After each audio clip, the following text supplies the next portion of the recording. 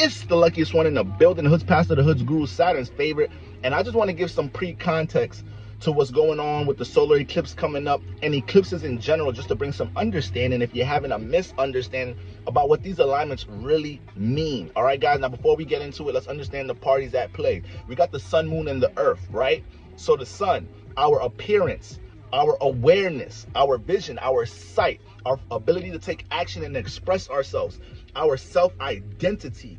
Then we got the moon, our emotional and mental processor. It deals with connection, it deals with understanding, it deals with intuition and clairvoyance. And then we got earth, which is where we're at, our perspective. And the earth has influences of growth, nurture, stability, reality. Okay, so if you really want to look at the influence of the earth, you could kind of mix up the energies of Venus and Saturn, because it got that sense of sensitivity, right?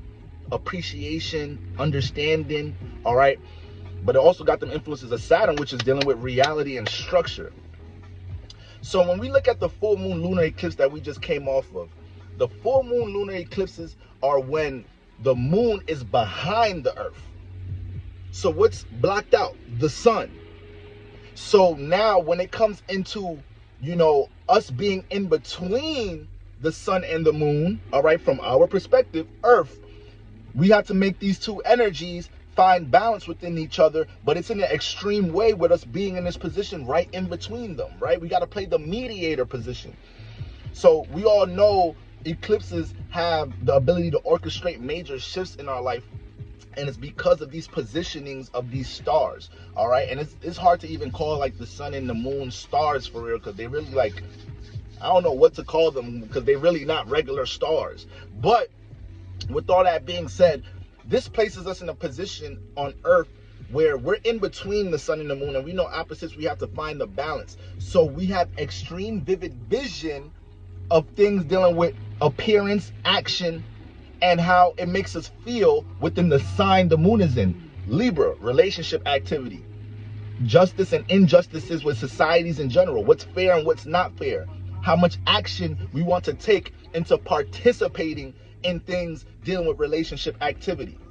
All right, so this is why around this time a lot of relationship activity shifts, because the actions and the forms of expression we might have neglected with relationship activity, it's too clear, it's too vivid, we're too sensitive towards it. We have a clear outlook on the reality of these two axes, or this one axis. All right, so now we're getting into the solar eclipse, family. We're getting into the solar eclipse. And when we look at the solar eclipse, this is when the moon is in between the sun and the earth. This is when the moon is in between the sun and the earth. So what does that do? That blocks the sun out from our perspective. So everything dealing with the vibration and influences of the sun, which is appearance, expression, self-identity, all of that is out the window now. So all we have is a clear, direct, intense, intuitive, emotional, mental feel insight when it comes into the reality of where the sign is at, Aries. So right now, guys, this is why I've been preaching that you need to allow yourself to go ahead and push all your Aries energy out in the air right now when it comes into passions, goals, creative endeavors, expressing yourself from an individual space, and, you know, allowing yourself to birth and give life to things that come from a sense of individuality. Because when we get into the solar eclipse, the appearance that you may have once seen of yourself doing these things, that's out the window. And that's a great thing if you had any insecurities, all right? Or if you're struggling to break barriers of fear when it comes into birthing all these Aries-like things. Because the appearance is gone. The sun is blocked out. All we have is the deep feel of the reality of things, the reality of us, you know, holding Aries energy back in our life, you know, holding ourselves back from birthing and creating new things.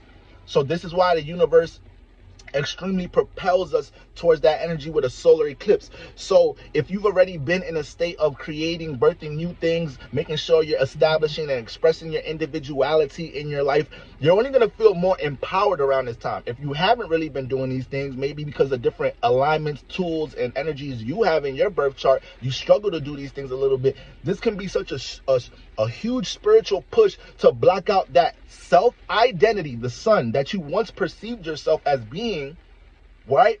That unwilling person to do these things, that person you could put death to that person, all right? Because you're going to have such a deep feel of the reality of how you can create these things. And what makes this even more of a significant alignment around this time is the fact that Chiron is going to be conjunct. Chiron is going to be sharing the same space when this eclipse peak hit. So we all have, we all could think of general exercises and practices when it comes into what we want to utilize for healing. It could be isolation, it could be, new spiritual exercises and practices, a form of therapy, talking to others, meditation, all these different things. But the fact that Chiron is going to be conjunct these energies with everything we just broke down when it comes into eclipses, and also understanding that it's an Aries energy, you know what healing is going to look like around this time with Chiron and Aries? Healing is going to look like you birthing a new you. You being intentional about transforming and evolving a new you. You birthing a new creative endeavor. You making more of a commitment towards expressing yourself from a more individual way, or pouring life into something dealing with a strong personal passion or goal. That's what healing is going to look like, and that's what it's going to be around this time. All right, family. So I just wanted to bring some clarity to anybody that doesn't really understand what's going on with eclipses. Obviously, y'all could go online and understand exactly when it comes into the astronomy of things, understanding the orbits. But this is the astrological breakdown, and that's why the Lucky Libra is here.